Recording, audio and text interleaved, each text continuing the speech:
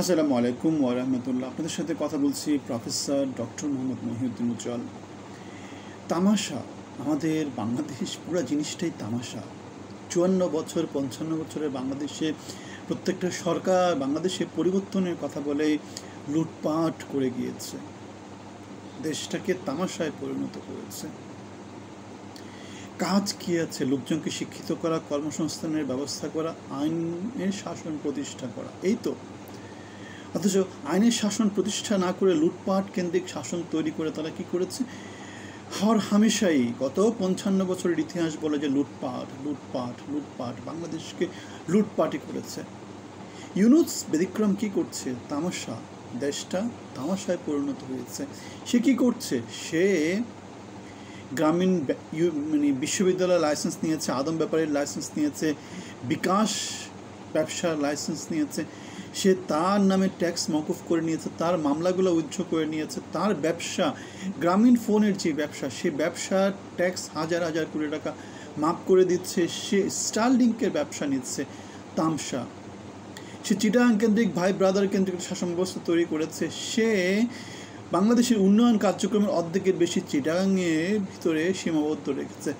তামসা, জুলাই আগস্টে বৈষম্যহীনতার কথা বলে বৈষম্যের চূড়ান্ত বাংলাদেশ এখন দেখতে পাচ্ছে। সে ইকোনমিস্টদেরকে, সে তার ভাই ব্রাদারদেরকে, সে এনজিওদেরকে দিয়ে বাংলাদেশে এখন হাজার থেকে লক্ষ গুণে বেশি বৈষম্য তৈরি করেছে। বাটপার থেকে দেশ এখন বিশ্ব বাটপারের খপ্পরে পড়েছে। মেরুদণ্ডহীনদের থেকে এখন বাংলাদেশ ক্যাচোদের পাল্লায় পড়েছে। তার কথা অনুসারে সব কিছু চলে।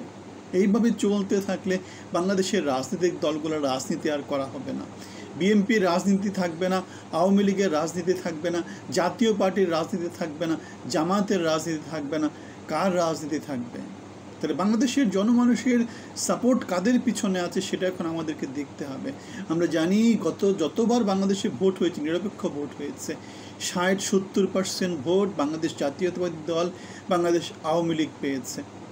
তাহলে দেখা যাচ্ছে এই দুটো দলই বাংলাদেশের মেজরিটি ভোটারদেরকে নিয়ে তাদের শাসন ব্যবস্থা পরিচালিত করেছে।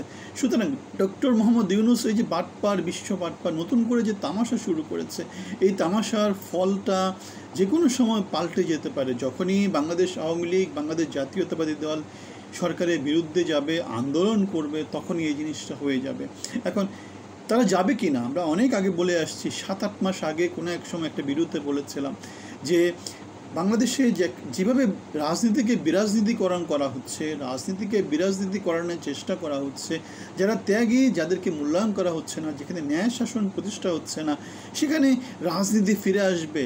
রাজনৈতিক দলগুলো তো সংগঠিত শক্তি, যারা আছে এখন ক্ষমতায় তাদের তো কোনো সাংগঠনিক ভিত্তি নাই, তাদের কোনো সাংগঠনিক ভিত্তি নাই, তাদের কোনো জনসমর্থন নাই। সুতরাং তাহলে আওয়ামী লীগ এবং বিএনপি যদি কোনোভাবে কোনো সময়ে রাজনীতি করতে গিয়ে যদি ঐক্যমতে চলে আসে, একসাথে যদি এরশাদ বিরোধী আন্দোলনের মতো যদি আন্দোলন করে, তাহলে বর্তমানে যারা আমাদের এখন রাজত্ব তৈরি করছে, বাটপারতন্ত্র তৈরি করছে, দেশকে তামাশায় পরিণত করেছে, তাদের কী হবে? আমরা দেখেছি নুরুল হুদাকে জুতার মালা দেওয়া হয়েছে, নুরুল হুদাকে লাঞ্ছিত করা হয়েছে, পুলিশে দেওয়া হয়েছে, রাকিবুলকে এখনও ধরা হয়নি, হাবিবুল আওয়ালকে ধরা হয়েছে এবং মিন্টু রোডের ডিবি কার্যালয়ে নিয়ে আসা হয়েছে। সুতরাং এগুলো আমাদেরকে যেটা বলে, বাংলাদেশ এখন কি হয়েছে, কুয়ো থেকে পুকুরে পড়েছে, পুকুর থেকে এখন সাগরে পড়েছে। বাংলাদেশ এখন হাবুডুবু খাচ্ছে, বাটপাটদের পাল্লায় পড়ে বাংলাদেশ হাবুডুবু খাচ্ছে। আপনারা মন্তব্যে জানাবেন আপনাদের মতামত। ভালো থাকবেন।